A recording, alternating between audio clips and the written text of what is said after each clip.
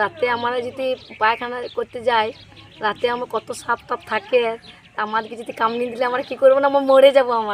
আমরা মাঠে ঘাটে কাজ করে খাই, জমি জায়গা কিছু নাই তো। আমরা তো আদিবাসী, আমরা বাথরুম করতেও পারবো না। অন্য অন্য গ্রামে বাথরুম আছে, আমাদেরকে দিচ্ছে না।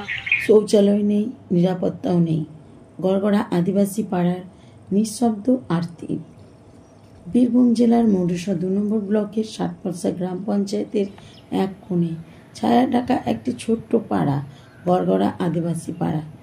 সবুজে ঘেরা, নিঃশব্দ, অথচ কষ্টে ভরা এই পাড়ায় বাস করেন প্রায় 80 থেকে 85টি পরিবার, সংখ্যায় প্রায় 400 থেকে 450 জন। তাদের জীবন যেন থেমে আছে।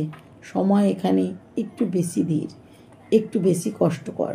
খাটতে পারি না, কিছু পারি না, হ্যান্ডিক্যাপ।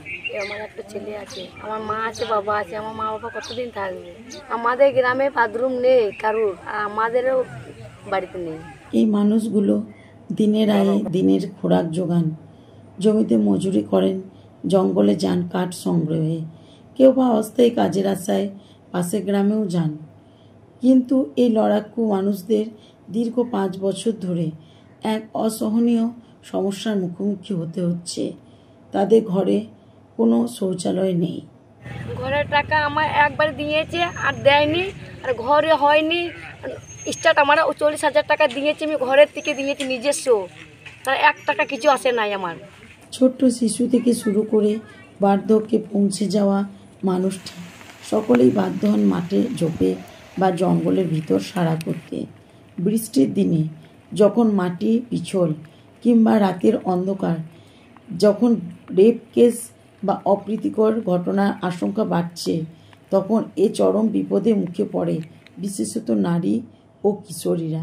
বৃষ্টি হয় তখন অসুবিধা হয়, আমি তো বেরোতে পারি না, ঘোড়া মানুষ, তারা কী করবো।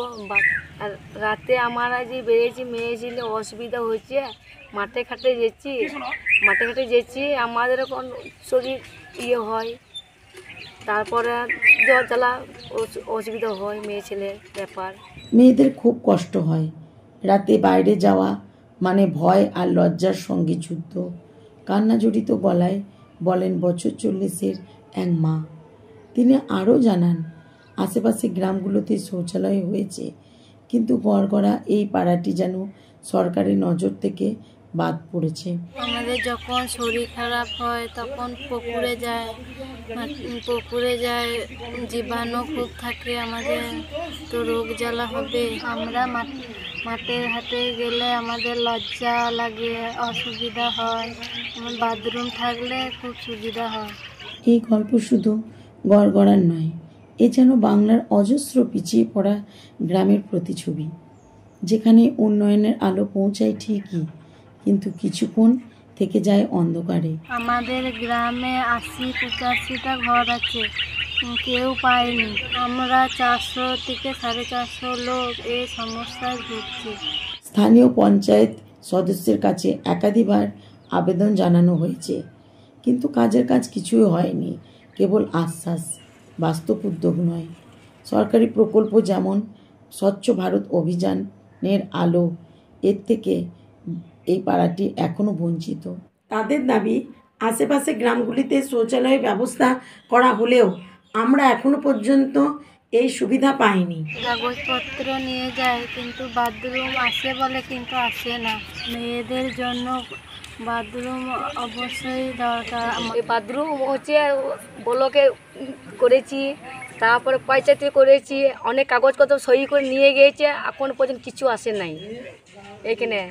তারপরে নাম ঠিকানা সব নিয়ে গিয়েছে, টাকা পয়সা নিয়ে চলে গিয়েছে, আর কিচ্ছু একটা দেয়নি। সরকার স্বচ্ছ ভারত মিশনের আওতায় দেশের প্রতিটি গ্রামে শৌচালয় তৈরির কাজ চালিয়ে যাচ্ছে। সরকারের এই উদ্যোগের মাধ্যমে গ্রাম অঞ্চলে স্যানিটেশন ব্যবস্থা উন্নত হচ্ছে, যা জনগণের স্বাস্থ্য ও নিরাপত্তা নিশ্চিত করবে। আদিবাসী যে পরিবারগুলো রয়েছে তাদের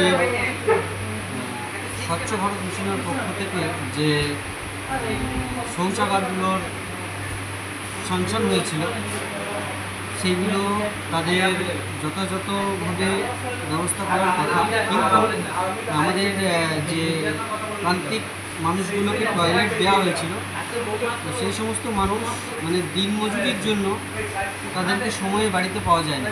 যে সময়ে তাদেরকে বাড়িতে পাওয়া গিয়েছে, তো সেই সময় যে তথ্য পাওয়া গিয়েছে আমাদের, যে সেই সমস্ত মানুষ টয়লেটগুলো বানাতে অক্ষম, মানে সরকার নির্দেশ মতে টয়লেট বানালে সেই টয়লেটের টাকা স্যাংশন করা হয়, কিন্তু সেই সমস্ত মানুষের পরিস্থিতি এমনই যে সেই সমস্ত মানুষ কিন্তু সেই টয়লেটগুলো বানিয়ে উঠতে পারেনি। মুহূর্তে সেই টয়লেটগুলো অনির্মিত অবস্থাতেই পড়ে আছে এবং সেই জন্যই সরকার পক্ষ থেকে কোনোরকম টাকা দিতে পারেনি। এখন এরপরে ঊর্ধ্বতন কর্তৃপক্ষকে জানানো হয়েছে বিষয়টা ওনারা কীভাবে দেখবেন সেটা তারপরে জানা যাবে, ওনাদের বিষয়টা জানা যাবে। 15 বছর থেকে বাথরুম পেঁচে লোকে, আমার পেঁচি না, 30-35 হচ্ছে, কেন পেঁচি না আমার, ওইটা উত্তর দাও। এই ভিডিওটি দেখে যদি একটিও পদক্ষেপ উঠে আসে প্রশাসনের তরফ থেকে, তবে এই ভিডিওটির সার্থকতা। গড়গড়া পাড়ার মানুষের চাওয়া খুবই সামান্য, একটু সম্মানজনক জীবন, একটু নিরাপত্তা। আমরা কি সেটা দিতে পারি না?